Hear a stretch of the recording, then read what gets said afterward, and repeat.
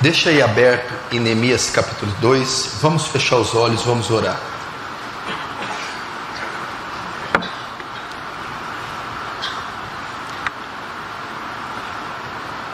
Pai Santo, Pai bendito, voltamos o rosto a Ti em oração, para rogar ao Senhor que use de misericórdia conosco essa noite. Ah Deus, o quanto necessitamos de uma demonstração do Espírito Santo e de poder.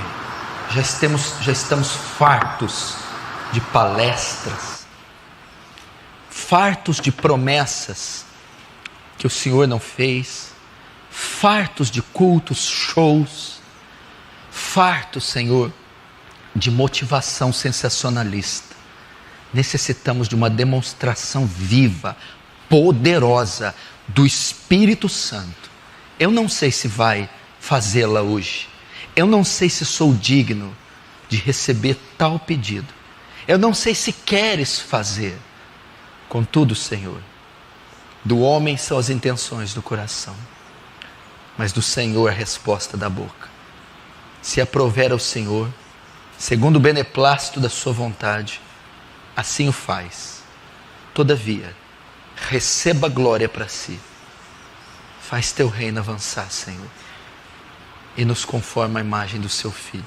Mais esse dia, em o nome de Jesus. Amém e amém. Presta atenção. Para quem não veio domingo passado, eu ensinei a partir do livro de Neemias, no capítulo 1 de Neemias. O que trata o livro de Neemias? Ele trata da reconstrução da cidade de Jerusalém, principalmente dos muros e das portas. Muros de pedra, portas de madeira.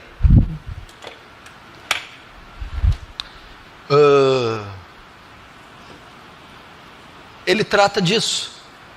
A cidade de Jerusalém havia sido destruída pelo império predominante da época, o Império Babilônico, sobre a égide, a liderança de Nabucodonosor. Ele invade, destrói, saqueia e leva a maioria da população para o cativeiro na Babilônia. Depois de 70 anos, Ciro é quem vai dominar, Ciro é quem vai ter domínio da maior parte do mundo na época. 70 anos depois do cativeiro, Ciro sobe ao poder. E Deus, cumprindo a promessa de Jeremias, através de Ciro, liberta o povo do cativeiro. Permite que o povo retorne da Babilônia para a sua terra natal, para Israel, para Jerusalém. E permite que eles reconstruam a cidade. A primeira leva vem sob a liderança de Esdras e Zorobabel, que vão reconstruir o templo, o altar, vão restituir o culto a Yahvé. E depois as demais levas sob a liderança de Neemias. Neemias vem com o propósito de reconstruir agora a parte frontal da cidade, os muros, as muralhas, as portas, a estrutura social, civil da cidade. Esse é o objetivo de Neemias. E eu usei este livro para fazer um paralelo com a reconstrução da sua vida. Ele também é um tipo. Tudo que se diz respeito de reconstrução, recomeço, reinício, o livro serve para isso. O livro é pertinente e atual. É a história de um homem que vai reconstruir sua pátria, a sua história, sua família, a sua vida. O livro serve para você que mudou-se para Franca, que mudou-se para essa igreja, ou que passou por situações, crises e problemas que devastaram a sua vida.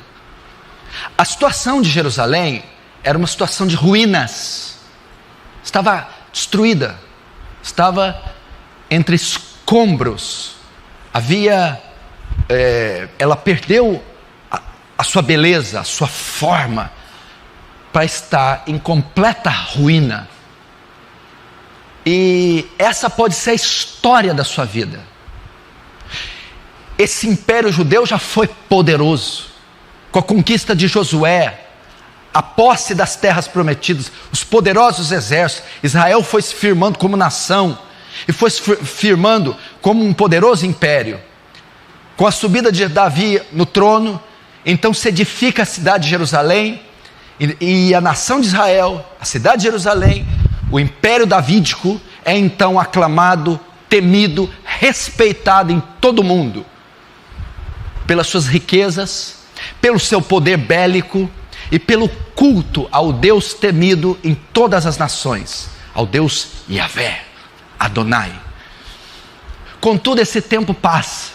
Por causa dos pecados sucessivos dos reis, Deus envia profetas dizendo: se vocês não se arrependerem, o reino será dividido, o reino será diluído, e vocês irão para o cativeiro.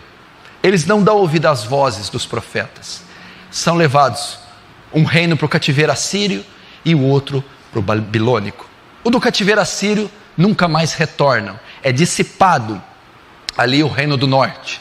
Só resta o reino do sul, Judá, que está preso na Babilônia.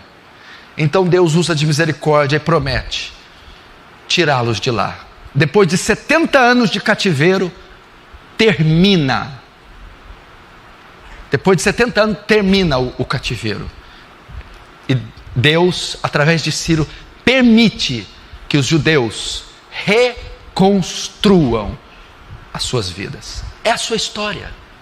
Talvez você já esteve por cima, já foi um homem respeitado, uma mulher respeitada, já teve uma família respeitada, uma condição financeira, profissional, social respeitada, um ministério, uma condição espiritual respeitado, de vigor, esteve por cima, mas algo saiu errado, você foi atacado, golpeado, os planos não saíram de acordo com o que você esperava, e o que aconteceu? Você desabou, você viu a sua vida, casamento, família, ou você viu a sua história se despencando, caindo, indo à ruína, e a sua realidade hoje, talvez, é a mesma de Jerusalém: escombros, ruína, falência, destruição, talvez física ou espiritual, financeira e econômica ou emocional, familiar. Ou você é daqueles casos graves que o ataque do inimigo não deixou nenhuma área sem ser afetada. Todas sofreram agravo, todas sofreram as retaliações, todas receberam sequelas desse ataque. Então essa mensagem é para você.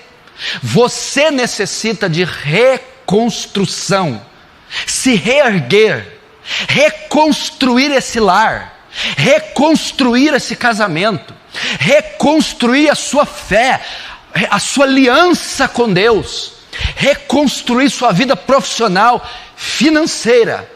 A mensagem é para você. E eu começo a mensagem dizendo: você não pode ficar parado, vendo a ruína, o caos que está a sua vida. Essa palavra caos é usada em Gênesis capítulo 1, quando Deus diz, criou Deus os céus e a terra, porém era sem forma e vazia. A palavra ali que se usa é caos, sem forma, vazia. Talvez assim está a sua vida, um caos, sem forma, vazia. Então Neemias fica sabendo, Deus vai usar um homem para reconstruir a cidade. Neemias, um judeu que estava na Pérsia, na fortaleza de Suzã, na Pérsia, e era copeiro do rei atual, Artaxerxes. E ele estava ali servindo ao rei a 1.400 quilômetros de Jerusalém, onde estava arruinada. Ele encontra um dos seus irmãos, israelitas, judeus, pede informações do estado da cidade. Então é que esse irmão, Hanani, dá a ele a informação e mostra o estado que está. Olha, Jerusalém está com os muros fendidos, as portas estão queimadas a fogo, o povo está em grande miséria, passando fome, e em desprezo, e em opróbrio, está uma vergonha, está abandonado. Então, aí começa a saga de Neemias para reconstruir essa cidade. Hoje também começa a saga da reconstrução da sua vida. Vimos na primeira parte, domingo passado, qual foi a reação de Neemias ao saber a condição da cidade. Qual foi a reação de Neemias diante da condição da cidade? É a mesma reação que você tem que ter diante da sua condição profissional, da sua condição familiar, da sua condição social e principalmente da sua condição espiritual. Qual foi a reação de Neemias? Neemias começa pela parte espiritual. Neemias começa pela parte espiritual. Você vai ler no capítulo 1, e tendo ouvido isso, Neemias dizendo, tendo ouvido isso, ouvido o quê? Ouvido o estado que estava Jerusalém. O que ele faz? Me assentei, lamentei e chorei, jejuei, estive orando perante o Deus do céu, dizendo: ah, Senhor Deus grande e terrível. O primeiro passo de Neemias ao saber a condição dele foi uma atitude espiritual.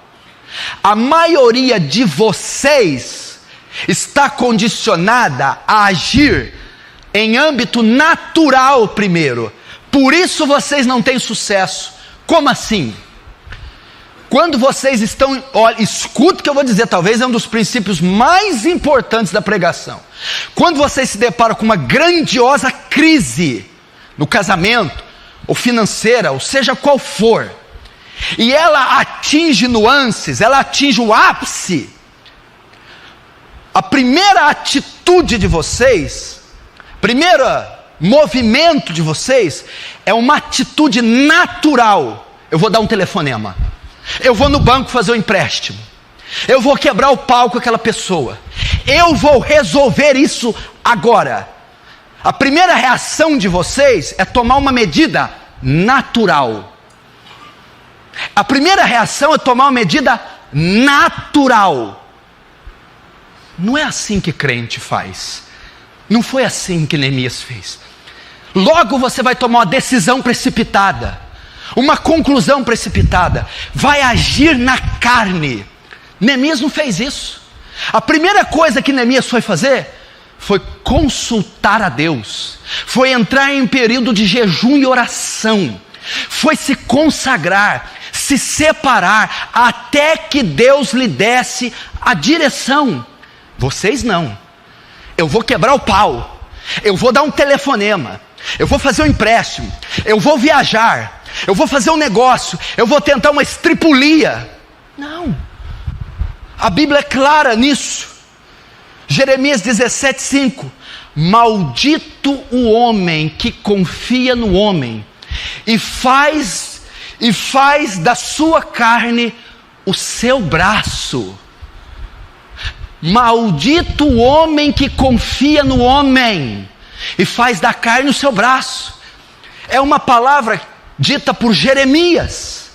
Ele está dizendo: maldito o homem que confia nos talentos naturais, que dá ênfase na carne, no natural. Salmo 127:1 diz assim: se o Senhor não edificar a casa, em vão trabalham aqueles que edificam. Se o Senhor não guardar a casa, em vão vigia a sentinela. O que ele está querendo dizer? Não adianta. Aí o texto continua: inútil é levantar de madrugada e comer o pão das dores, porque Deus dá aos seus amados até enquanto dormem. Neemias sabia, se Deus não edificar Jerusalém, não vai adiantar eu edificar. Se Deus não guardar Jerusalém, não vai adiantar eu guardar.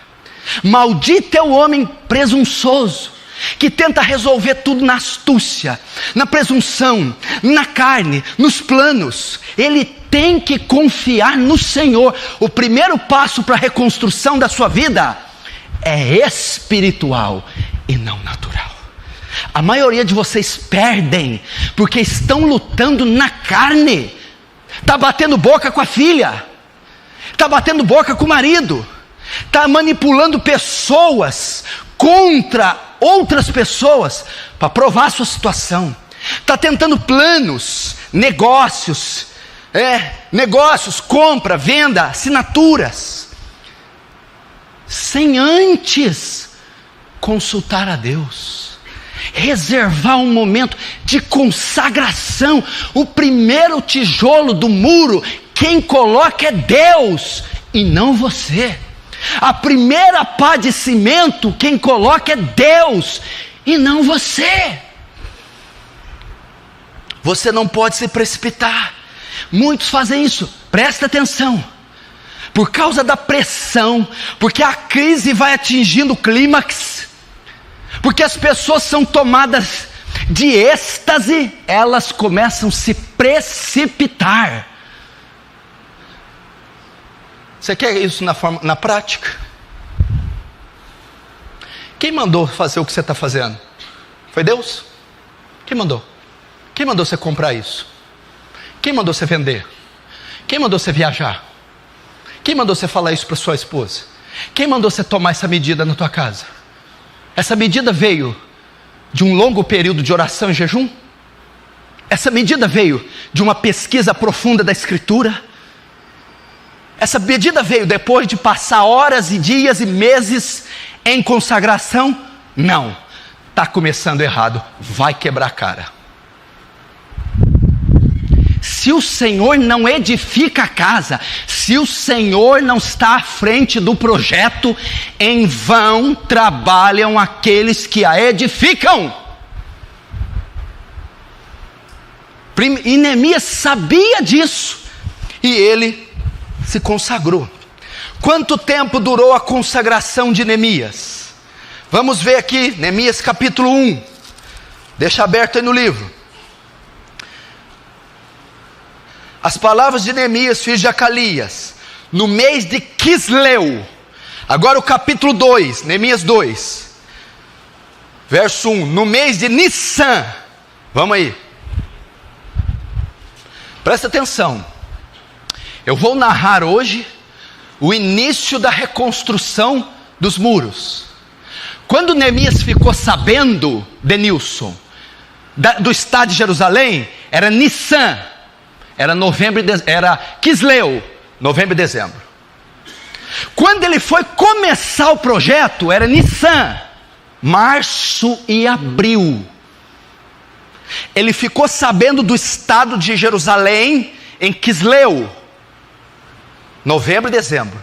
Ele foi iniciar o projeto em Nissan, março e abril. O que significa? De abril até dezembro, de dezembro até abril, 4 meses.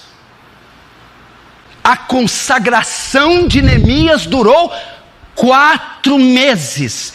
4 meses sem pegar em um tijolo, 4 meses sem dar um telefonema, 4 meses sem fazer uma compra, 4 meses sem tomar uma decisão, 4 meses, mas 4 meses fazendo o quê? Se consagrando.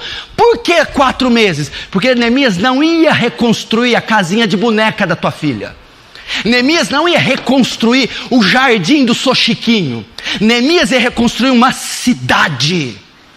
Ou seja, a obra que Neemias estava engajado exigia uma intensa consagração, uma leitura leitura minuciosa. Eu acredito que a obra que você está envolvido, a crise que derrubou você, o projeto que você está envolvido é grandiosíssimo e ele exige uma grandiosa consagração.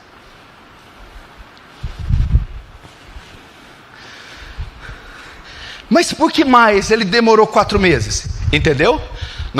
A primeira parte foi a parte espiritual. A segunda, Neemias vai pôr a mão na massa. Por que 4 meses? Mateus, Lucas. Por que 4 meses? Júnior. Por quê? O que eu aprendo aqui para a reconstrução da nossa vida? Primeiro, ela começa no céu e não na terra, âmbito espiritual. Segundo, ela tem que ter uma duração razoável. Terceiro, por que entre o relatório que ele recebeu do Estado de Jerusalém e a reconstrução levou 4 meses? O que ele fez durante os 4 meses, além de se consagrar? Neemias está fazendo, escute aqui, esse tópico é importantíssimo. Você quer reconstruir sua vida? Diz amém. 4 meses. Neemias está fazendo um planejamento. Como é que está a cidade? Está destruída, está tudo perdido, está tudo queimada. Nossa, pega os cavalos, vamos lá agora. Não, peraí, Neemias. É um grandioso projeto. Você tem que planejar, fazer uma leitura, uma avaliação, para saber como você vai dar início ao projeto. Meu irmão, você, para reconstruir a sua vida, você precisa de um planejamento. Olha para o seu estado, olha para a sua condição. Não adianta sair a esmo, dar tiros no ar, socos no ar. Você está esgotando os seus cartuchos, os seus recursos, e não está acertando o alvo. Você está usando energia, empregando força, energia, recursos financeiros, fé, oração, mas sem um alvo definido, você vai fracassar. Neemias não fez isso, ficou 4 meses quieto, fazendo o quê? Um planejamento. O que significa? Senta com a tua esposa, senta com teus filhos, senta com teus pais, faça reuniões, discuta o que está acontecendo, faça uma leitura, para que você reconstrua. Deve haver um planejamento. E como que se planeja? Faça uma reunião no lar, sente com a sua esposa, indague, questione, pergunte, responda a ela. Sente com seus filhos, indague, pergunte, questione os seus filhos. Sente com toda a sua família e diga o que está acontecendo, onde nós estamos errando. Vamos num comum acordo iniciarmos um projeto. Planejamento. Planejamento. Senta com seus funcionários, senta com os teus obreiros, senta com seus pastores, senta com seus subalternos, senta com seus liderados, senta com sua equipe, senta com a sua mulher, se a crise for no casamento, senta com seus pais, se a crise for entre pai e filho, senta com a família, se a crise for na família, senta com os pastores, se a crise for espiritual, senta, faça um planejamento. Amanhã eu vou orar e jejuar. Vai orar e jejuar para quê? Vai orar e jejuar o quê? Quantos dias? Que jejum? Para qual alvo? Não sei. Não adianta. Não, eu vou vender e comprar isso e para aquilo. Mas como? Baseado em que leitura? Em que circunstância? Com quais orientações? 4 meses planejando. Como é que eu vou reconstruir? essa cidade. Senta. Provérbios 24:6 diz assim: olha, com conselheiros prudentes tu farás a guerra, e a vitória na multidão dos conselheiros.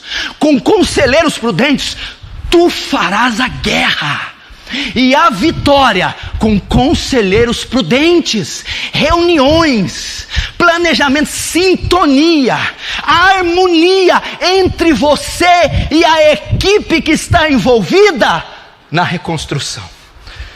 Provérbios 11:14: não havendo sábios conselheiros, o povo cai.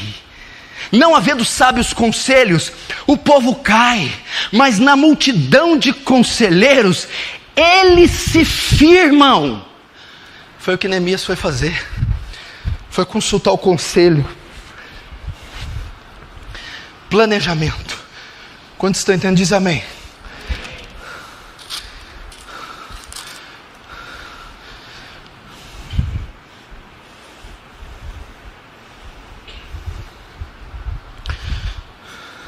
A reconstrução, ela começa no capítulo 2.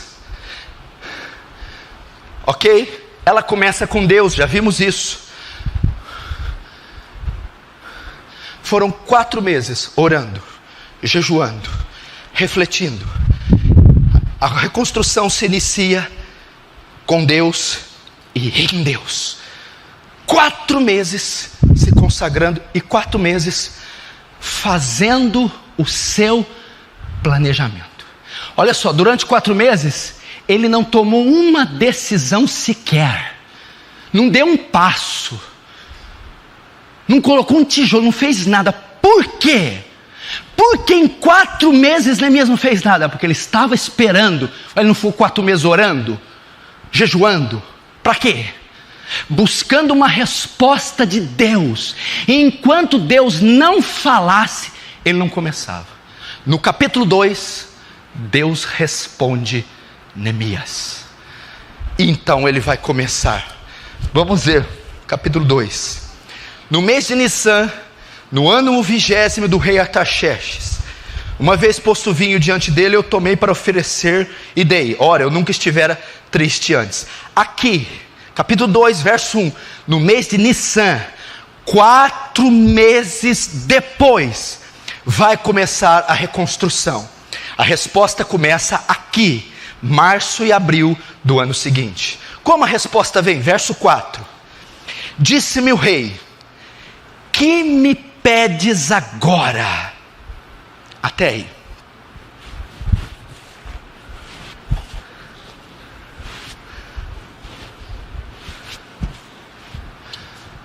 Quatro meses depois, Neemias, na fortaleza, no palácio de Suzã, orando, o rei percebe que Neemias está triste.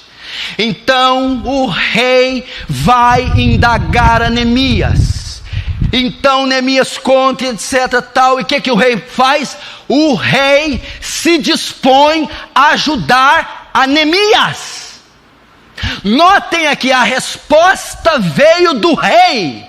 Neemias não procurou o rei, Neemias não comunicou o caso ao rei, Neemias não teve nenhuma atitude, o rei teve a iniciativa. Ou seja, Deus respondeu a Neemias através do rei Artaxerxes. Você precisa esperar Deus responder você. Deus vai ouvir o teu clamor. Deus vai considerar o seu jejum. Leve o tempo que for, seja da forma que for, Ele irá responder-te. Num belo dia, 4 meses, servindo o rei diz: eu proponho te ajudar. Sabe o que é isso? Provavelmente, escute, Neemias nos 4 meses, dado a magnitude da obra, ele não sabia como começar, como fazê-lo, ele não sabia. Provavelmente Neemias nos 4 meses orou assim, ó: Deus, me dá um sinal, me dá um sinal.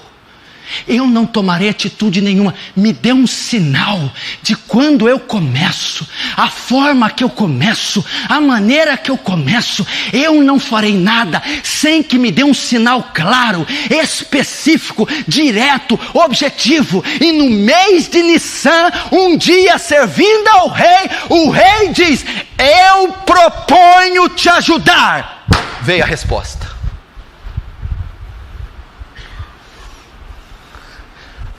Veio a resposta. Depois de 4 meses, a porta se abriu. O rei notou que Neemias estava triste e foi indagar, inquirir, questionar Neemias. Quando Neemias apenas narra a história, o rei diz: o que queres que eu te faça? Parecia até Jesus dizendo para o cego: o que queres que eu te faça? O que me pedes agora? Como eu posso ser solícito a você? Como eu posso ser útil a você? Neemias vai dizer ali: bingo. Deus respondeu. Meu irmão, depois de 4 meses, a porta se abre. 4 meses fazendo um planejamento, 4 meses orando e jejuando, sem dar uma iniciativa, dizendo: Deus, me dê um sinal. 4 meses depois, a porta se abre. Verso 4, Neemias 2, verso 4. Disse-me o rei: olha o que o rei disse: que me pedes agora? Então orei a Deus do céu. Ixi, vamos olhar aqui. Você notou algo aqui, Danilo? Eles estão tendo um diálogo. Como é que ele orou durante um diálogo? Eu estou conversando com você: Neemias, por que você está triste? Ah, porque o sepulcro dos meus pais estão enterrados. O que queres que você faça? O que você quer que eu faça? Aí ele orou. Provavelmente aqui foi uma oração em espírito. Ele ia ajoelhar e orar. Neemias orou em espírito. Você não tem ideia o que eu vou falar agora, Felipe. Quando o rei pergunta para ele: o que eu posso fazer? A porta abriu. Neemias pensou: 4 meses que eu estou num desespero, 4 meses orando, jejuando, 4 meses pedindo a resposta. A porta abriu. E por que você vai orar? Eu vou orar para falar a coisa certa ao rei, para fazer a coisa certa, porque senão eu estrago tudo. Resumindo, sabe o que Neemias orou? Eu não posso perder essa oportunidade. Quantas vezes Deus abre portas para você, Deus mostra claramente o que fazer, como fazer, e você vai lá e estraga tudo. Por quê? Falta de oração, confirmação. Neemias: Deus, me dá sabedoria. Como eu vou me pronunciar esse rei? Como eu vou responder? Então ele faz uma oração em segundos em espírito, porque a porta estava aberta. Ele não podia perder aquela oportunidade. Aqui nós aprendemos mais uma vez a importância da oração. Você, quando está fechando um negócio, você ora em espírito. Quando está numa reunião, ora em espírito. Quando está para fechar um negócio, ora em espírito. Busca a confirmação de Deus. Então as oportunidades escorregam da sua mão. 4 meses. Abriu a porta. E o rei pergunta: que me pedes? Neemias orou. Eu não posso falar besteira uma hora dessa, senão eu perco essa oportunidade. A prática da oração em espírito, da meditação, a prática de ter paz, de ter confirmação no coração, de ter certeza absoluta do que eu estou fazendo é a vontade de Deus. Foi o que Neemias fez.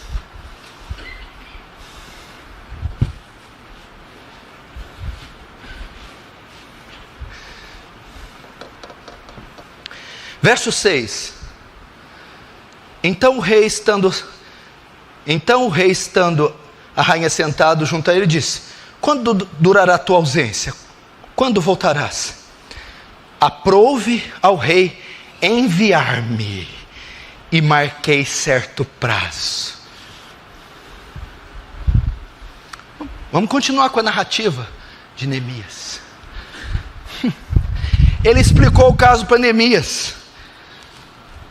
O Neemias explicou o caso para o rei, sabia?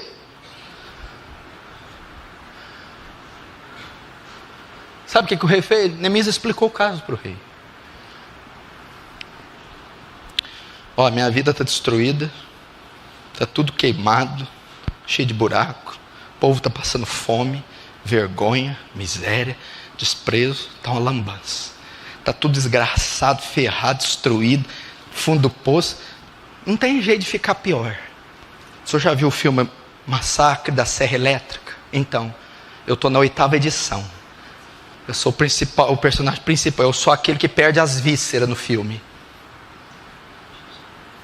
Eu estou precisando de ajuda. Sabe o que o rei fez? Sim, eu te ajudo. O que eu aprendo aqui? Depois da nossa sinceridade de confessar nossos pecados a Deus e a nossa crise, depois de apresentarmos a Deus nossas razões, depois de olharmos para o nosso estado de miséria e ruína, iniciar um período de jejum, oração, buscando a Deus e pedindo a misericórdia, Deus então envia um homem.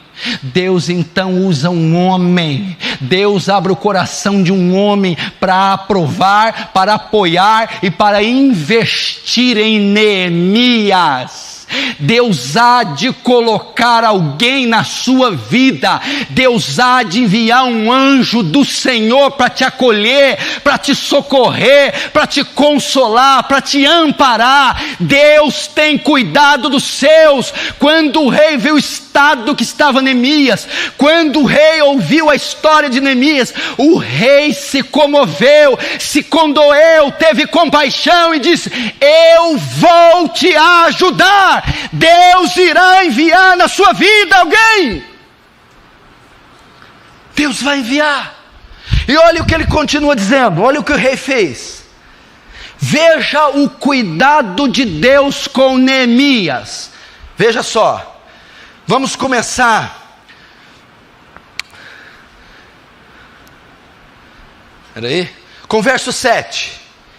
E ainda disse ao rei: se parecer bem, dê-me cartas para os governantes da além do Eufrates. Presta atenção. Para Neemias ir, ele precisava de aprovação jurídica. Ele ia passar por alfândegas e entrar no perímetro de Israel. Ele poderia ser barrado, preso, até morto. Ele precisava de um visto do rei. O rei deu o visto. Peço cartas. Segundo, 8. Como também cartas para Asaf, guardas da mata do rei, para que me dê madeira para as vigas das portas. Ele precisava também de uma quando você tem um documento que vale dinheiro, como é que é o nome? Esqueci. Uma promissória nas mãos para comprar madeira. Terceiro, verso 9. Então fui aos governadores da além do Eufrate e entreguei as cartas ao rei. Ora, o rei tinha enviado comigo oficiais do exército e cavaleiros. Até aí. Por que que ele colocou? Olha aqui, gente. Por que que ele deu uma carta, um visto? Por que que ele deu uma promissória? E por que que ele mandou guardas? O rei Artaxerxes trouxe provisão jurídica, trouxe provisão financeira e trouxe proteção. Você vai para Jerusalém com visto, você vai para Jerusalém com matéria-prima e você vai para Jerusalém com uma escolta. Você tem todo o meu apoio, Neemias. Eu vou te dar recurso jurídico, recurso financeiro e proteção. Olha o cuidado de Deus com Neemias. Ninguém vai tocar em você, não vai te faltar nada, e você terá toda a minha aprovação. Na obra da sua reconstrução, Deus tem cuidado de você. Você precisa de recursos Ele deu uma promissória, ele deu uma carta de crédito para Neemias. Neemias pode comprar madeira, pode comprar tijolo, pode comprar pedras. Eu darei todos os recursos necessários para você erguer essa cidade. Deus está mostrando aqui a providência dele. Você está sem recursos? Sem nada, sem condição nenhuma. Meu irmão, Deus vai providenciar os recursos. É a providência divina. É o Deus que supre necessidade. É o Deus que investe, patrocina o seu próprio povo. Por que ele mandou uma escolta? Porque Neemias podia ser saqueado no caminho, sequestrado no caminho, morto no caminho. Poderia haver oposição. E ele manda uma escolta para levar Neemias seguro. Você sabe que nessa tarefa de reconstruir a sua vida, vai haver oposição, vai haver um levante ferrenho, vai haver uma represália, mas Deus há de cobrir você com as suas asas. Deus há de providenciar uma guarda especial para cobrir e guardar você. E o apoio jurídico?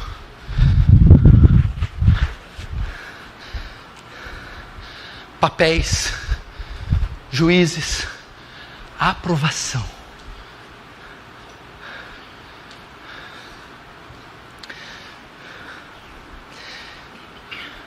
A carta do rei aprovando significa assim, ó: Neemias tem legalidade para fazer o que está fazendo. É legal.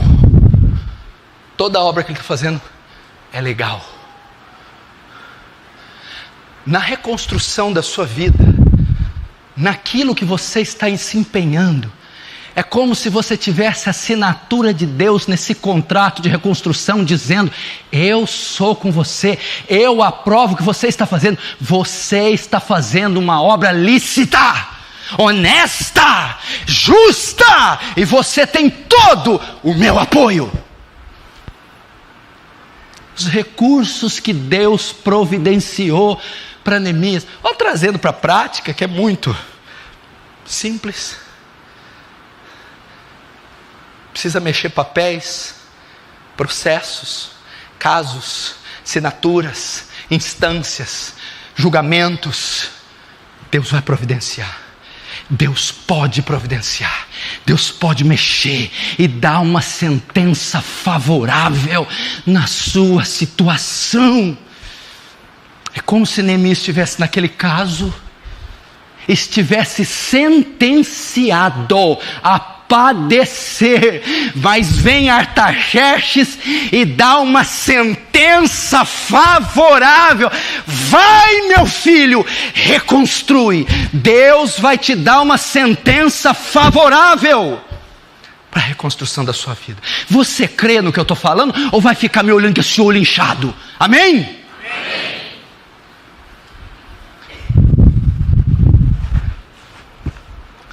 O cuidado de Deus. Agora o verso 11. Verso 10, melhor dizendo. Disto ficaram sabendo Sambalate, o Horonita, e Tobias, o servo amonita. E muito lhes desagradou que alguém viesse a procurar o bem dos filhos de Israel. Verso 11... Verso 10, aliás, o que a gente vê? Rumores de uma resistência. A Bíblia é perfeita. Logo no início, o rei já tinha aprovado, melhor, Neemias já havia sabido do estado de Jerusalém. Já havia orado, jejuado 4 meses. Já tinha o projeto, a planta da reconstrução na mão. Tinha a aprovação do rei, tinha o patrocínio e tinha a escolta. Ele iria iniciar o projeto. Tobias e Sambalate, daquela região, ficou sabendo. E não se agradaram. Rumores de uma resistência. Presta atenção, aqui é estratégico, não é coincidência. Quando eu quero evitar uma obra, o avanço, a vitória de alguém, eu não tento interceptá-lo no meio da prova. Eu tento impedi-lo de correr, impedi-lo de iniciar. Satanás sabia o perigo que representaria a reconstrução disso aqui.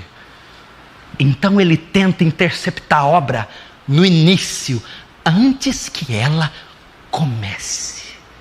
Agora você vai entender porque você tem tanta dificuldade de se reerguer.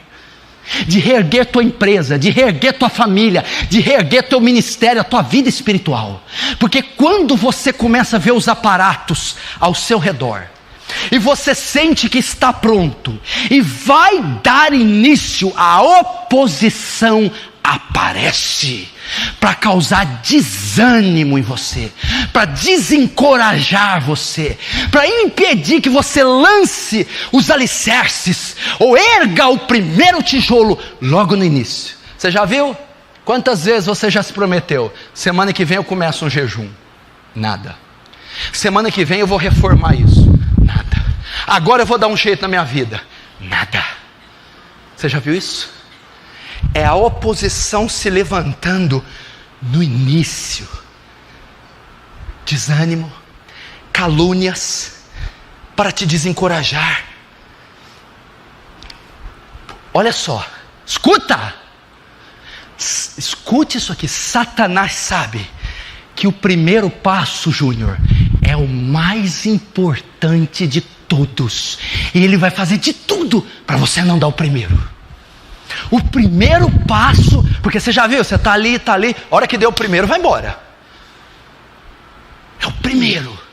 Então ele vai exercer, André, uma opressão ferrenha, uma oposição ferrenha, para que você fique debaixo dos escombros e não saia de lá. Ele vai fazer isso.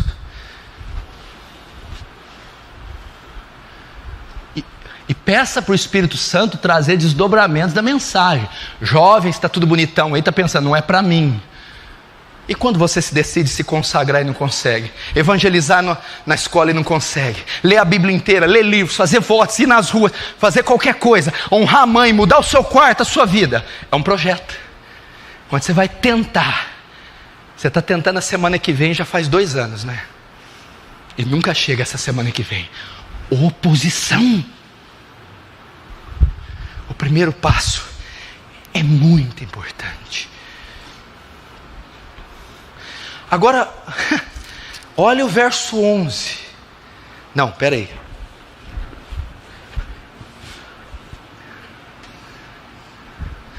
Agora você vai ver o verso 11.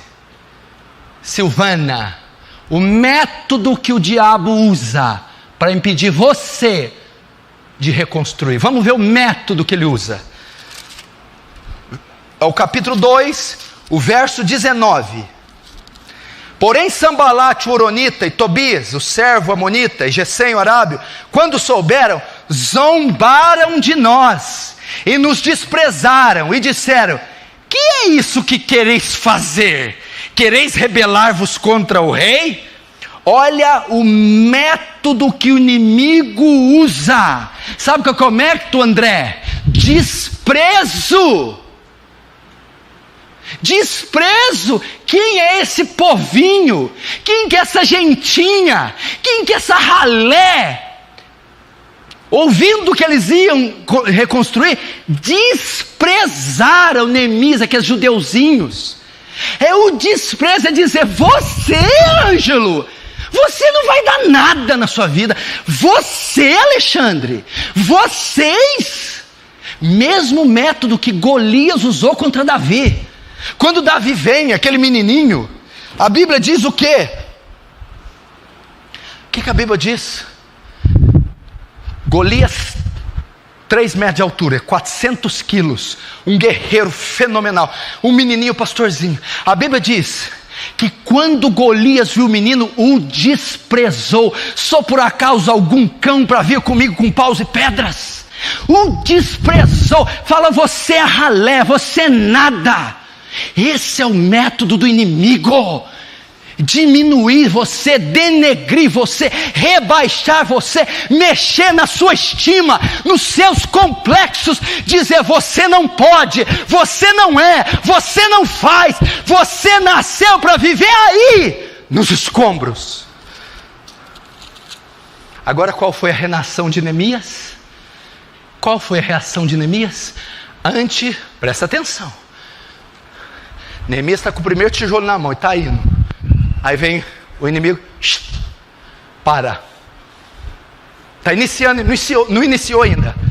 Para. E desprezou. Qual foi a reação de Neemias antes do primeiro tijolo? Verso 20. Então lhe respondi: o Deus do céu é quem nos dará bom êxito. Nós, seus servos, nos disporemos e reedificaremos. Vós, todavia, não tendes parte, nem direito, nem memorial em Jerusalém. Sabe como é que Deus respondeu, Marcelo? Como é que Neemias respondeu? Primeiro, Deus é comigo. Segundo, deixa eu ver aqui o termo. Segundo, disporemos. Terceiro, reedificaremos. Quarto, vocês não têm parte nessa obra. Sabe como que Neemias respondeu à ameaça do inimigo? Sabe como ele respondeu? Disse assim, então responde: o Deus do céu é quem nos dará bom êxito. Neemias disse assim: não, Deus está comigo, Deus está nessa obra, Deus está à frente do meu projeto, eu não vou recuar. Segundo, ele diz assim: Deus é quem nos dará bom êxito. Nós, seus servos, nos disporemos, vamos continuar, vamos construir, vamos nos dispor. É isso.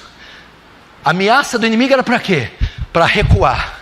O que Neemias fez? Não, nós vamos avançar, eu não vou desistir, eu não vou abandonar minha família, eu não vou deixar meu projeto, eu não vou abrir mão do meu chamado, eu vou me dispor. Terceiro, nos disporemos e reedificaremos. Mas o que é isso, Natanael? Reedificaremos? Ele não tinha começado ainda, não tinha feito nada, mas ele falou: não, nós vamos reedificar. Neemias estava olhando lá na frente. Tobias e Sanbalate, eu já estou vendo um muro com 20 metros de altura, eu vou reedificar. Fé. Neemias já estava contando com a conclusão do muro, com a vitória.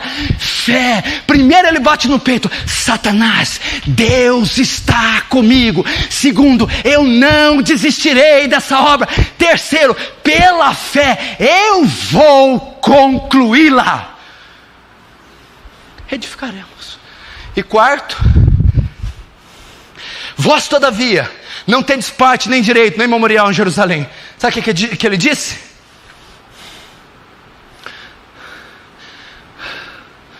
Neemias, sabe o que ele fez? Quando ele disse: vós não tendes partes nisso, Neemias repreendeu Tobias e Sanbalate. É como se Neemias dissesse como Jesus: vai-te, Satanás, vai-te daqui. Ele repreendeu aquela ofensiva, aquele ataque, aquela investida. Vai-te, você não tem parte. Deus está dizendo para você: repreende, resiste, resisti ao diabo e ele fugirá de vós. Vai-te, Satanás. Repreendeu.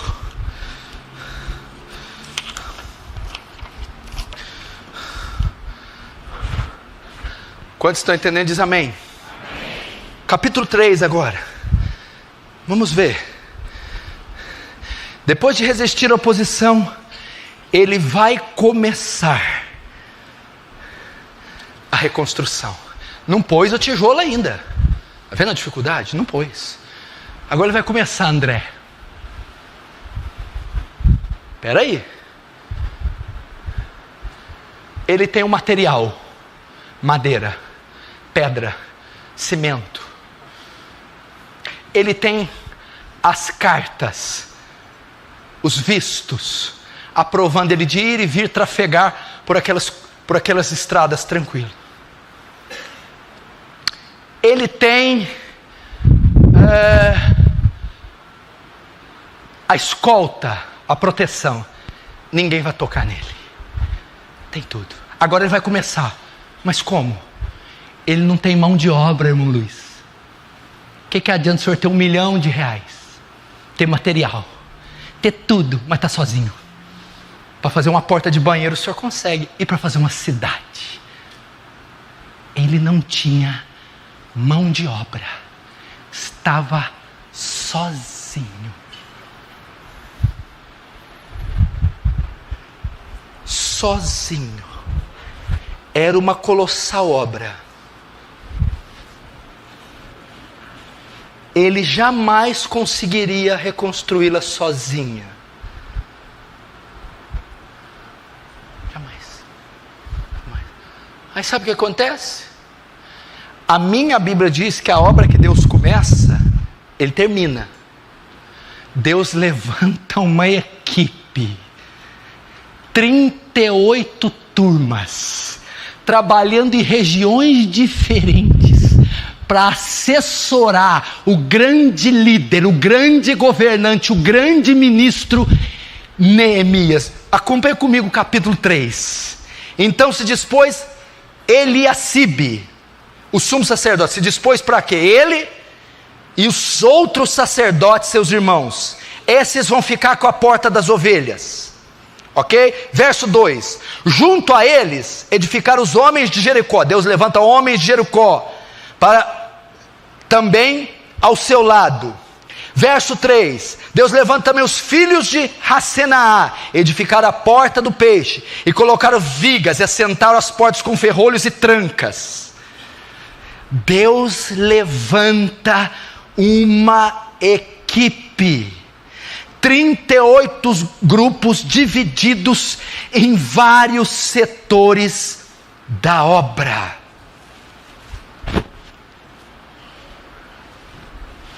Deixa eu ver aqui. Estou tentando traduzir o meu.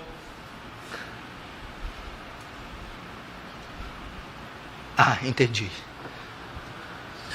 38 turmas.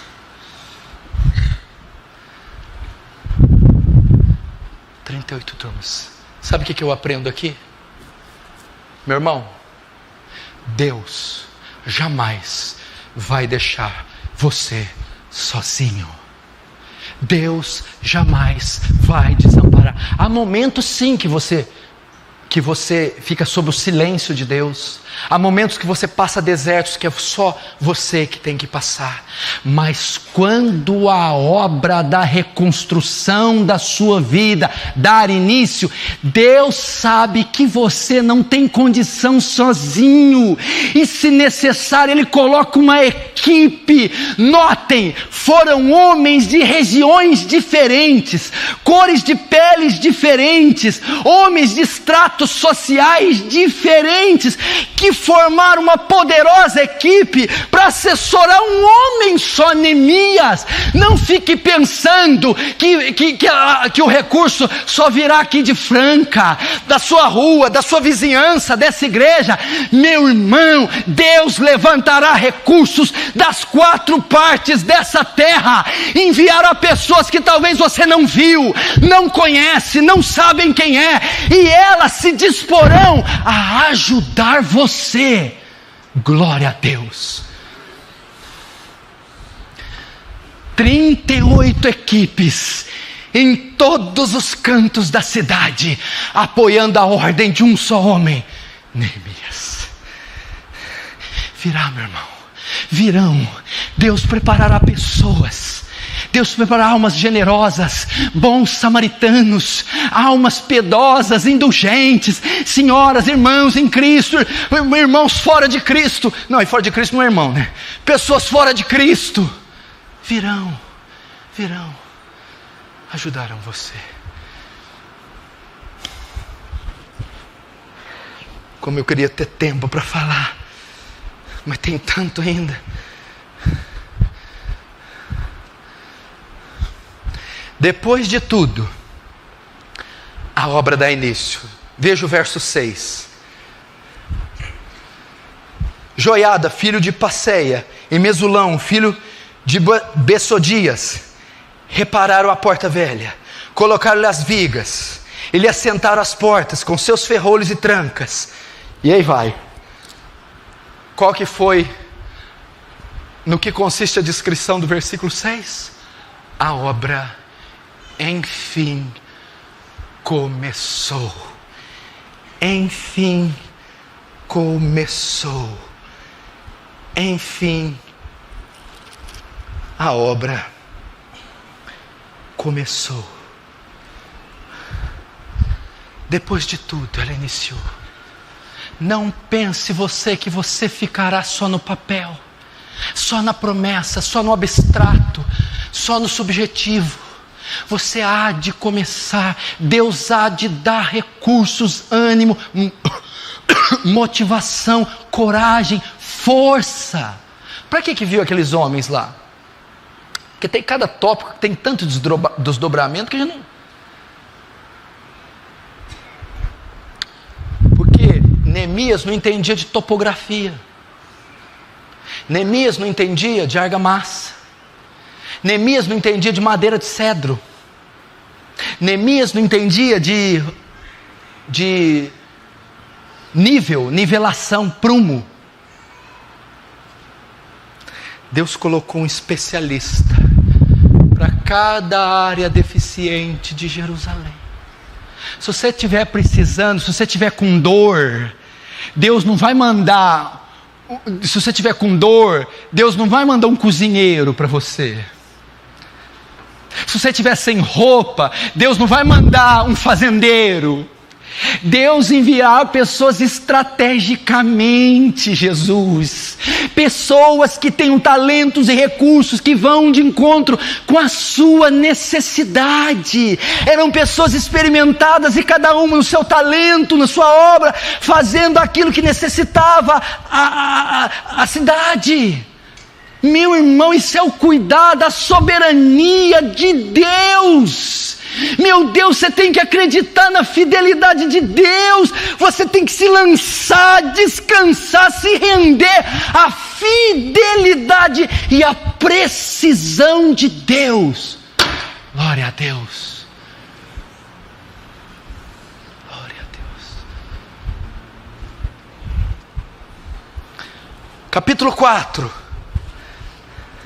verso 6. Capítulo 4, 6. Assim edificamos o muro, e todo o muro se fechou até a metade de sua altura, porque o povo tinha ânimo para trabalhar. Capítulo 4, verso 6, sabe o que aconteceu? Eles tinham construído o muro até a metade. Metade do muro, não tinha acabado o muro, mas tinha colocado a metade. O que entende isso? Quem passava de longe desse uma espiadinha, ó, estão fazendo um muro ali. As pedras são bege, parece ter um projeto de um jardim. Eu vi uns portais meio ali, deve uns... Que a cidade feia, suja, cheia de escombros, 70 anos que estava abandonada. Parece que vai ficar bonito, hein? Olha lá. Dá para ter uma ideia da forma. Jerusalém foi tomando forma. Eles já iniciaram o projeto. O muro já estava na metade.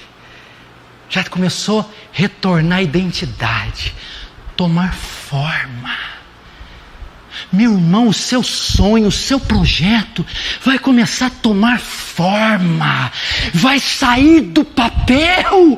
Quantos anos orando e jejuando e nada, quantos anos se revolvendo no leito de cama e nada, quanta oração, jejum e culto após culto fruto, nenhum sinal, só poeira, ruínas, tragédia, dor. Mas finalmente você vai começar a ver o seu plano ter forma, vai sair do papel, você vai começar a ver as primeiras vitórias, você vai começar a ver esse cativeiro terminar, diz o Senhor. Forma. Sua filha vai voltar a dar credibilidade para você. Pai, finalmente o que o Senhor tanto fala está se cumprindo. Seus filhos vão dar credibilidade para você, mãe. Seu esposo, sua esposa. Você vai começar a ver a mão de Deus desenhar, esculpir o arquiteto do universo, esculpindo o seu sonho, seu projeto, reerguendo a sua vida. Você vai começar a ver os primeiros sinais de amor nesse casamento, de restauração na vida conjugal, os primeiros sinais dos seus entes queridos abrindo o coração para o Evangelho, perguntando a você da Bíblia, começando a dar os primeiros passos. Finalmente você vai começar a ver os primeiros sinais da vitória sobre aquele pecado, da mortificação daquela área, do domínio da natureza, e finalmente podendo desfrutar da plenitude em Cristo. Metade do muro. Metade do muro. Agora, meu Deus, tem um segredinho aqui. Neemias 4, 6. Assim edificamos o muro, e todo o muro se fechou até a metade de sua altura, porque o povo tinha ânimo para trabalhar. Não vai dar para falar. Sabe por que chegou, Fernando, na metade? Porque o povo comprou a briga. O povo falou assim: ou vai ou racha, ou nós põe esse muro para cima, ou não acaba de derrubar o resto. Eles se empenharam. Eu tive um discipulado com os jovens aqui ontem, e eu falei para eles algo. Depois eu discipulei o Danilo da Quinta do Café e também expliquei algo para ele sobre o meu ministério. Eu disse: essa é a diferença de crente e crente. Todo crente ora, todo crente lê, todo crente jejua, todo crente luta com o pecado, todo crente trabalha, todo crente estuda, todo crente faz tudo. Mas tem crentes e crentes. Qual a diferença dos crentes vitoriosos e os crentes derrotados? É o que os crentes vitoriosos, eles pegam o boi pelo chifre, eles são intensos. Sabe por que o muro foi para metade? Porque o coração do povo se inclinou em trabalhar, porque eles usaram toda a sua força, intelecto, toda a sua condição e se empenharam. Essa é a diferença. O seu cristianismo meia boca, a sua oração meia boca, o seu jejum meia boca, o seu culto meia boca, não lhe renderá a reconstrução dos muros. Inclina seu coração, é intensidade, é uma disposição, uma luta. Então você verá a reconstrução. Quer fazer diferença nessa geração?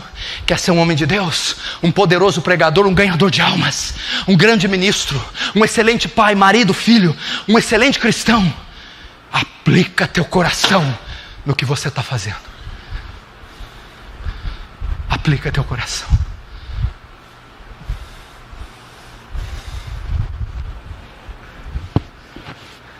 Verso 7. Opa, olha ele aí, ele voltou. Mas ouvindo Sambalat e Tobias, os arábios, os amonitas e os asdoditas, que a reparação dos muros de Jerusalém ia avante, e que já se começaram a fechar-lhe as brechas, ficaram sobremodo irados. Ajuntaram-se todos de comum acordo para vir atacar Jerusalém e suscitar confusão ali. Lembra do capítulo 2? Presta atenção, irmão. Quando eles iam iniciar, Vani, A obra, o inimigo levantou para tentar impedir de iniciar. Agora a obra está na metade. O inimigo levanta de novo para impedir de terminar. Primeiro ele se levantou para impedir de começar. Agora o muro está na metade. Vai impedir de terminar. Até aqui, 90% da igreja chega. Até aqui chega. Passa por tudo que eu preguei. Até que chega. Mas aqui, a maioria cai. Começou. Estava dando certo. Nós estávamos nos indo bem. Aí veio uma oposição. Abandonei tudo. A hora que o diabo está vendo que está tendo forma. A sua mãe está quase vindo no culto. A sua mulher começou a abrir o coração para o evangelho. Aquelas almas estão convertendo. As dívidas vão ser pagas. Agora parece que vai, o casamento está bom. Quando está tomando forma, ele se levanta. Ele se opõe e diz: não, você não vai terminar. Não, não. E a maioria perde tudo que conseguiu até ali. Não foi assim com você, meu bem? Você mesmo, Adriano. Não estava indo de vento em polpa, aí veio uma formiga lava-pé e te picou. Aí você deixou tudo. Eu vou falar com essa formiga, você vai ver. Estava metade, estava indo, agora vai. Meu irmão, você não está lidando, Alexandra, com um gremlin, lembra? Aqueles bichos. É um ser inteligente, ele é capeta. Ele pensa. O ataque dele é orquestrado, engendrado. Ele pensa. Ele vai, agora é a hora de atacar. Eles já estão cansados que a obra está na metade. Eles estão esperançosos. Eu vou me opor agora. O ataque é pontual.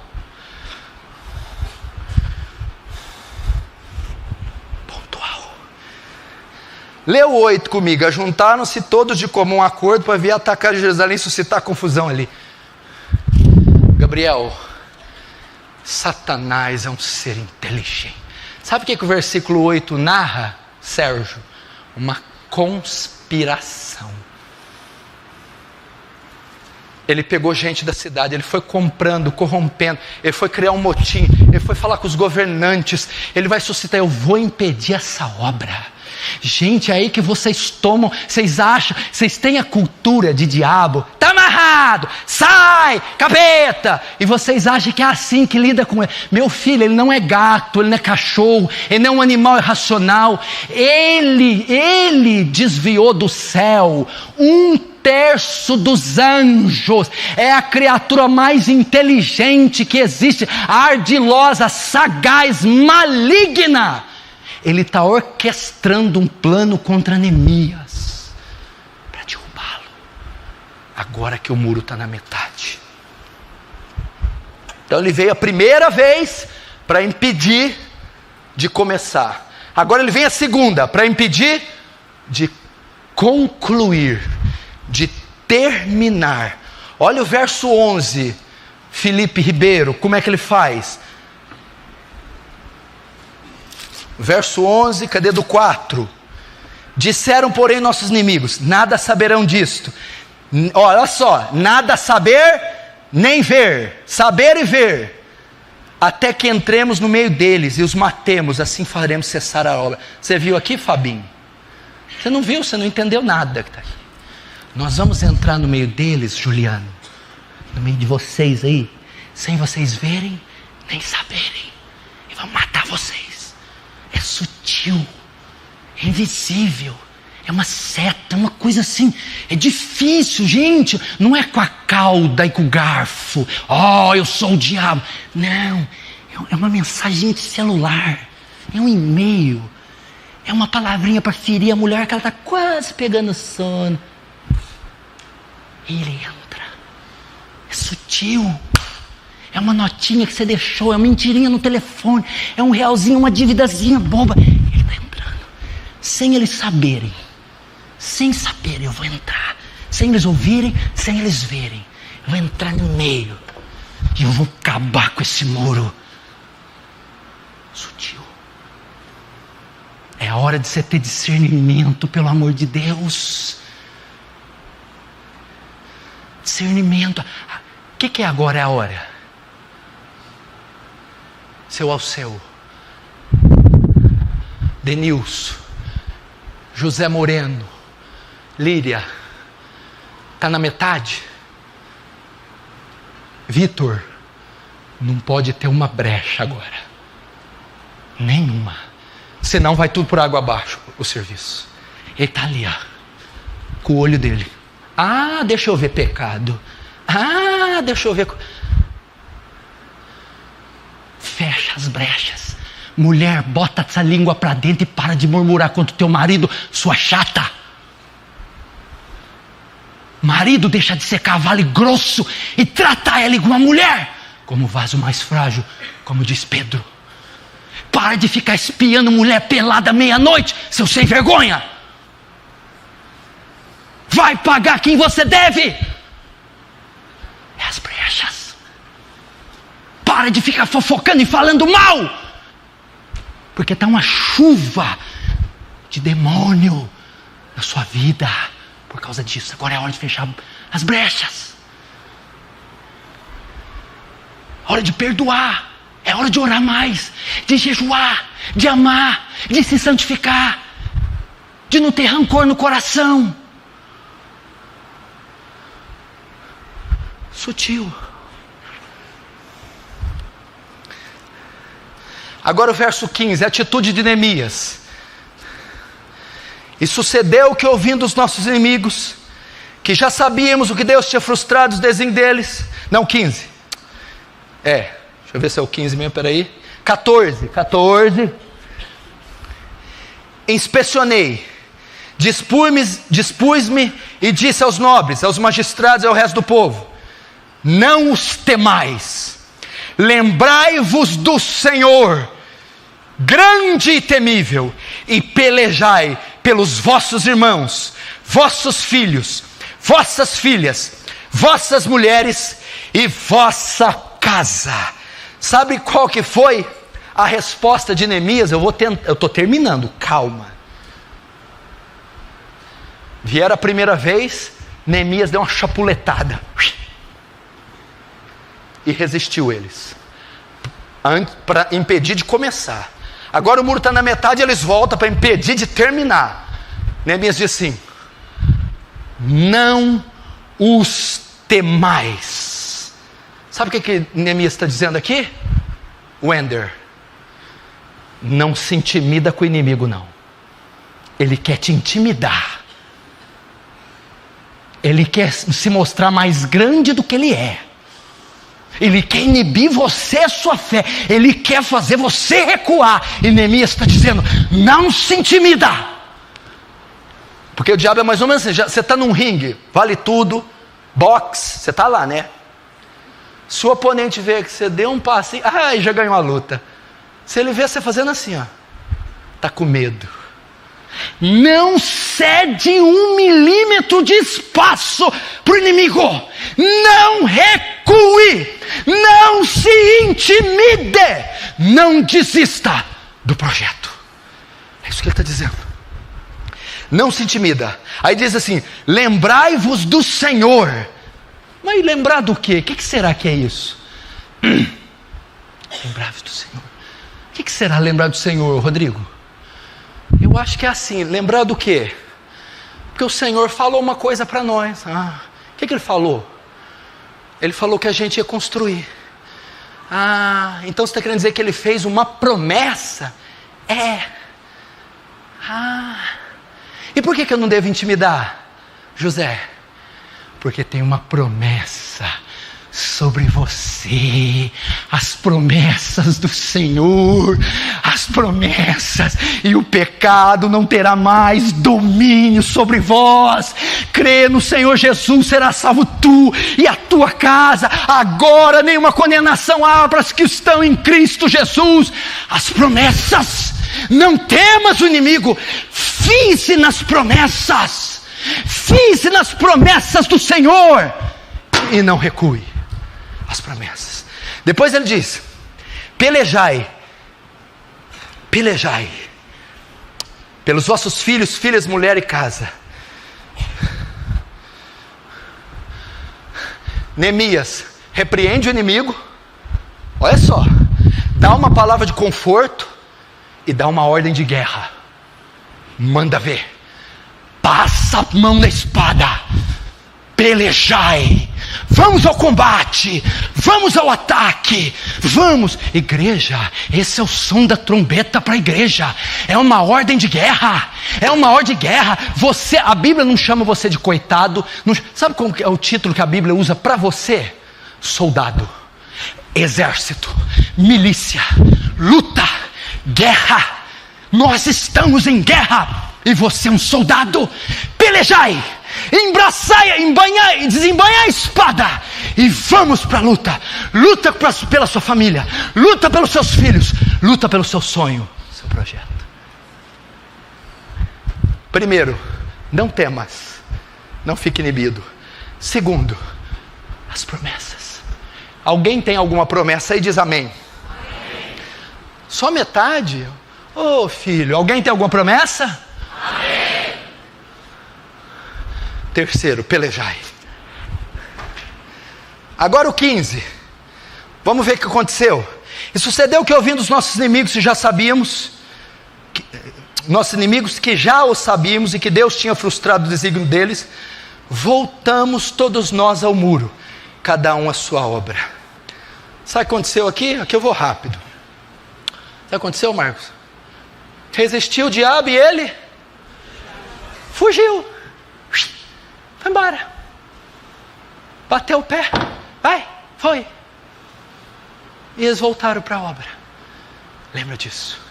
Resistir o diabo, é lógico que é da jeito certo, não é falar, está amarrado. Resistir o diabo é não ceder à tentação. Isso é resistir o diabo. Não é ficar clamando o sangue de Jesus, não. Não é nada disso, não. Nem amarrar, desamarrar. É não ceder à tentação. Aí ele vai investir. Viu que você não cedeu, você resistiu. E ele fugirá de você. Aí, sabe o que ele fala aqui no 15? Sucedeu que, ouvindo os nossos inimigos, já sabíamos o que Deus tinha frustrado o plano. Voltamos todos nós ao muro, cada um a sua obra. Sabe o que é isso, André e Kátia? É assim, ó. O diabo veio se opor. Aí vocês deram uma balançada e resistiram ele. A hora que ele foi embora, Larissa vai para o seu posto, Kátia para o seu, eu para o meu, a outra para o outro, outro para o outro. Cada um com a sua fatia de responsabilidade. Vocês não têm um plano aqui de reconstruir essa família? Temos. Cada um vai fazer a sua parte. Viu, pai? Não é só você não. Viu, mãe? Não é só você não. Viu, filho? Não é só você não. Cada um cuidando do que lhe diz respeito.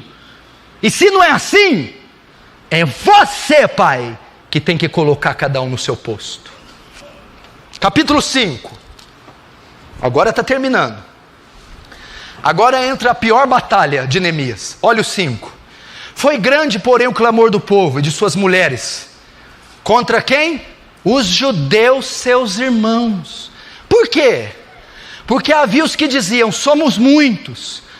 Nós, nossos filhos, nossas filhas, que se nos dê trigo para que comamos e vivamos. Até aí.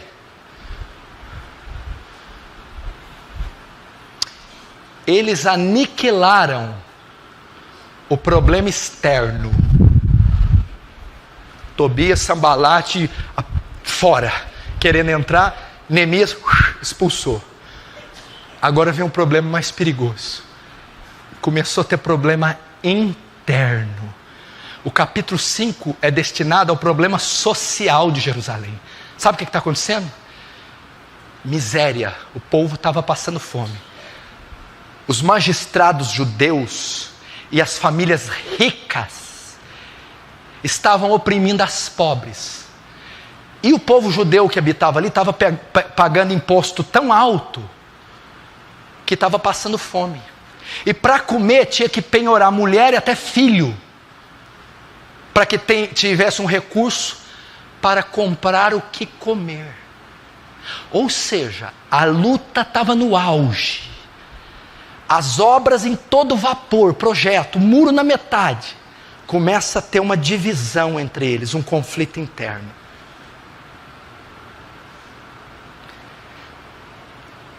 Agora imagina, o povo não tinha condição de trabalhar porque estava dedicado na construção do muro. E não tendo condição, não tinha muito dinheiro para ter o que comer. E o povo estava extorquindo, explorando os magistrados. E começou a haver um conflito para retardar a obra. Essa é a maior luta que você vai enfrentar para reconstruir sua vida. A divisão no seu lar. Um reino dividido contra si não subsistirá. Se não houver harmonia, sintonia entre você e a sua mulher e você, se não houver sintonia entre você e seus filhos e você, se não houver harmonia entre você e seus pais e você vai cair. A igreja de Atos foi bombardeada de tudo quanto é lado. O diabo não conseguiu pegar ela. Quando o diabo entrou dentro, ele pegou Ananias e Safira. Mentiram para o Espírito Santo, roubaram parte da idade, enganaram e mentiram para Pedro. Começou a ter uma crise dentro da igreja. Problemas internos. Se não houver harmonia de pastor para pastor, se não houver harmonia de obreiro para pastor, se não houver harmonia de ovelha para pastor, se houver divisão, um falando mal do outro, despregando o que o outro prega, fazendo picuinha, o reino divide. A obra é desgraçada, destruída. Se a mãe está jogando o filho contra o pai está jogando a filha contra a mãe, se dorme em quartos separados, se há divisão, se não há acordo, se não há sintonia, se cada um quer ir para um lado, o muro não vai terminar, o muro vai ser destruído, você não vai concluir seu projeto. Tem que haver unidade. Unidade é um dos principais. Você está entendendo? Amós capítulo 6 verso 3. Podem dois andarem juntos se estiverem em desacordo? Podem dois caminharem juntos se não estiverem em acordo? Não podem.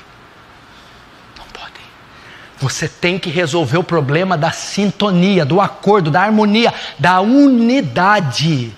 Começou a ter uma divisão, eles pensaram em parar com a obra. O povo estava passando fome. Foram tirar o foco do muro para a ação social. Agora como que Neemias lidou com isso aqui? Vamos ver rapidinho, senão não termino. Verso 6, Neemias 5,6. Ouvindo eu, pois, o seu clamor e estas palavras, muito me aborreci. Depois de ter considerado comigo mesmo, repreendi os nobres e os magistrados, e lhes disse: sois usuários, cada um para com seu irmão, e convoquei contra eles um grande ajuntamento.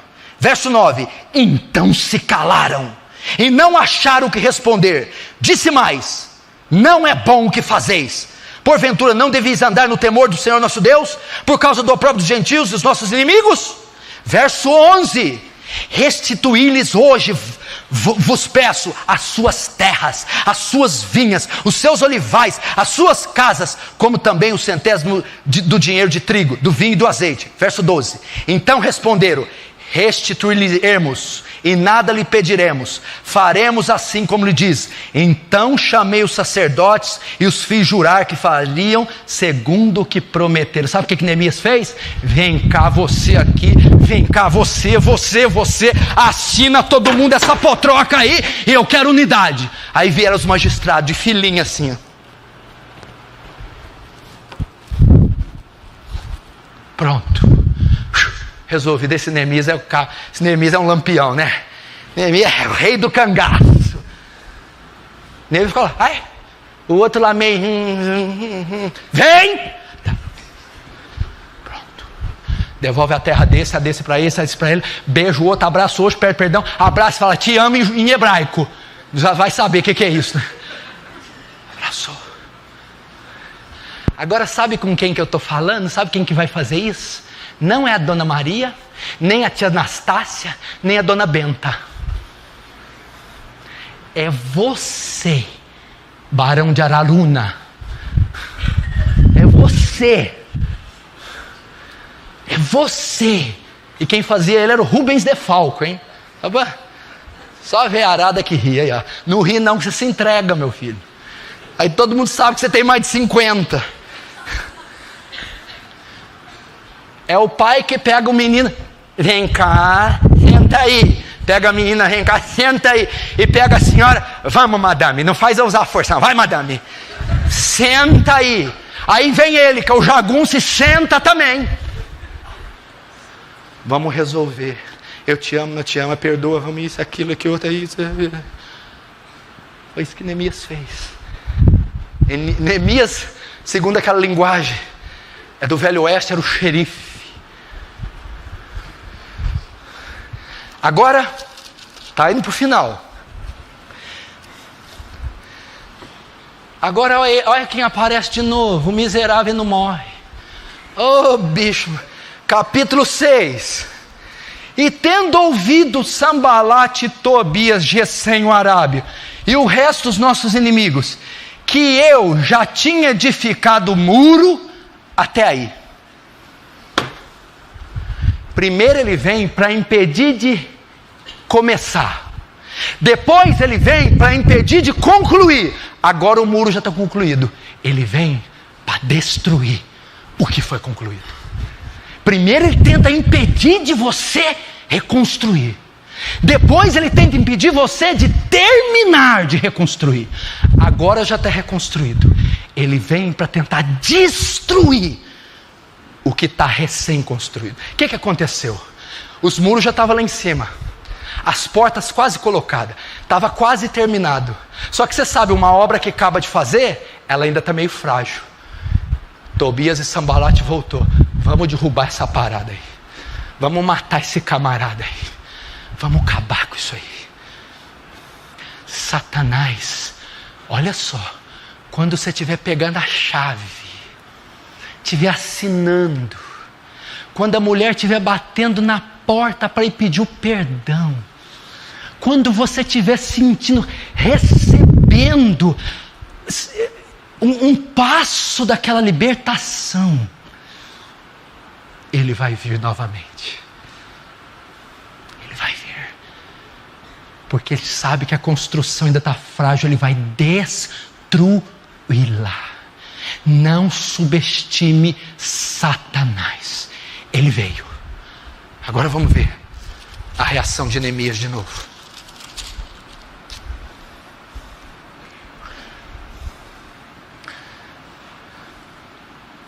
Verso 1, né? Tendo ouvido Tobias, Sambalate, Gesem, o Arábio e o resto dos seus inimigos, que eu tinha edificado o muro e que nele já não havia brecha nenhuma, ainda que até esse tempo não tinha posto portas nos portais, Sambalate e Gesem mandaram dizer-me: vem, encontremo-nos nas aldeiras do Vale do Ônio.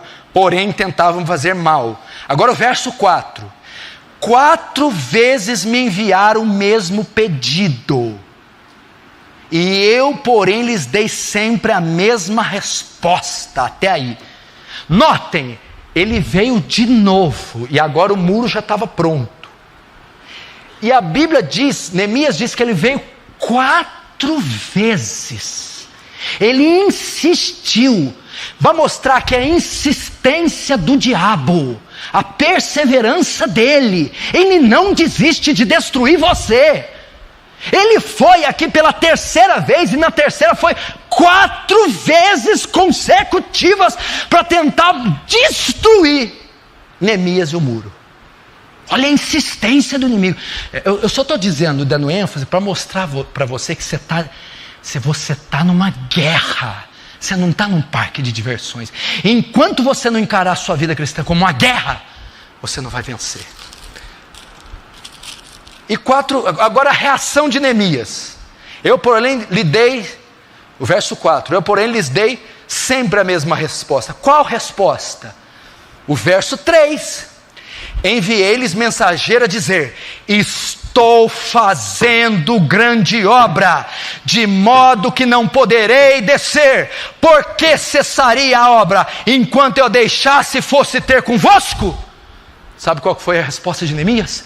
Estou fazendo uma grande obra, e eu não vou descer. Não cedeu à tentação, não cedeu à ameaça, não deixou a pá sair da sua mão. Estou fazendo uma grande obra. Por que deixaria eu? Determinação. É essa palavra rasgada do vocabulário dos crentes, hein? Você precisa ler o Monge Executivo. Você precisa ler o Monge Executivo, não? Você está doido? Não tem inspiração divina? Você precisa ler Neemias. Determinação, objetividade, afinco, esmero. É como Paulo diz, esquecendo das coisas que para trás fico, avanço para as que estão avante de mim, prossigo para o alvo. Eu já falei aqui, eu vou falar de novo. Sabe o que quer dizer essa palavra no grego, avanço? Violento esforço para frente. Paulo era um rolo compressor, uma máquina. Eu faço um violento esforço para frente. É assim que você tem que fazer no seu projeto.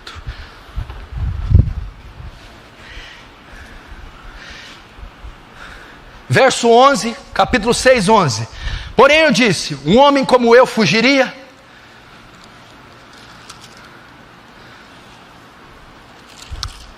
Até aí. Um homem como eu fugiria? Claro, não fugiu.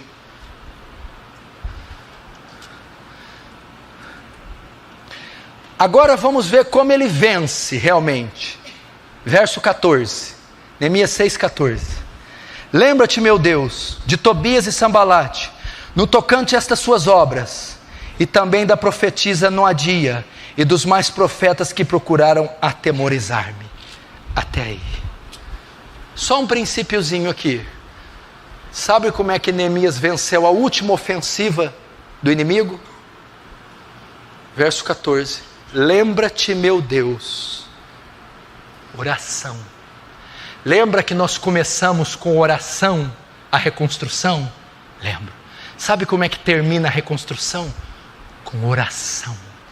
O projeto deve ser constantemente regado pela oração.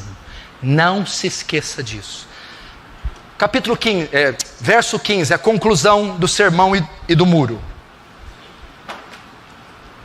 Depois que Neemias ora, acabou-se, pois, o muro. Aos 25 dias do mês de Elul, em 52 dias, acabou-se, pois, o muro, ao 25 dias do mês de Elul, em 52 dias. Sucedeu-se que, ouvindo todos os nossos inimigos, temeram todos os gentios, nossos circunvizinhos, e decaíram muito no seu próprio conceito, porque reconheceram que por intervenção do nosso Deus é que fizemos essa obra. Aqui tem 3 coisas, rapidinhas. Primeiro, a promessa que Deus fez se cumpriu. O muro foi erguido em 52 dias. A obra que Deus começou, Ele completou. Segundo, muitos dos nossos inimigos, ouvindo isso, temeram. O que é isso? A reconstrução daquele lugar causou impacto nos vizinhos, de maneira que fizeram eles temer. Quando o ímpio, quando essa sociedade, quando teu pai e tua mãe olharem para você e verem a obra poderosa que Deus fez em você, eles vão temer o nome de Deus. O testemunho de vocês irá impactar essa sociedade. Terceiro e último, esse é o grande propósito da reconstrução. Sabe por que a reconstrução acontece? Só por causa disso aqui. O objetivo principal da reconstrução é esse.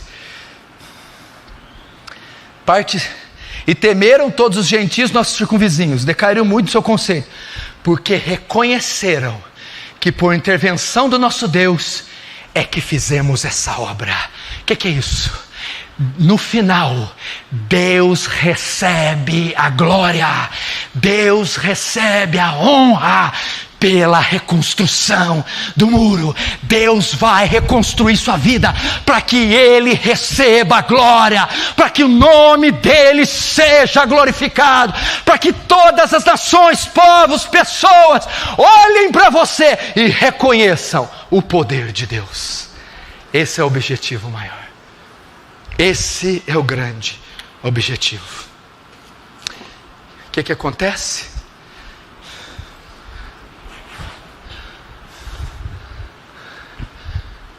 Neemias consegue. O sonho foi concluído. O projeto foi acabado. Ele reconstruiu a cidade. Os muros agora não tem mais brecha. As portas estão queimadas. Ele vai passar a governar. A miséria vai ser terminada. O opróbrio, a vergonha. Eles voltarão a ser um povo com honra. E no final, o nome de Deus é exaltado. O nome de Deus. Está vendo essa situação que você está aí? Está vendo? Essa crise? Deus há de restituir você, restaurar você e preparar tudo aqui que eu preguei, para que no final Ele, e somente Ele, saiba disso, não é mérito seu, não é honra sua, Ele, somente Ele, receba louvor, receba honra, receba glória. Glória seja dada ao Senhor. Que a vida de todos aqui seja reconstruída, reformada, transformada, refeita, para que Ele, o soberano de Israel, o grande eu sou, seja então glorificado em nossas vidas. Feche os seus olhos agora e comece essa obra de reconstrução.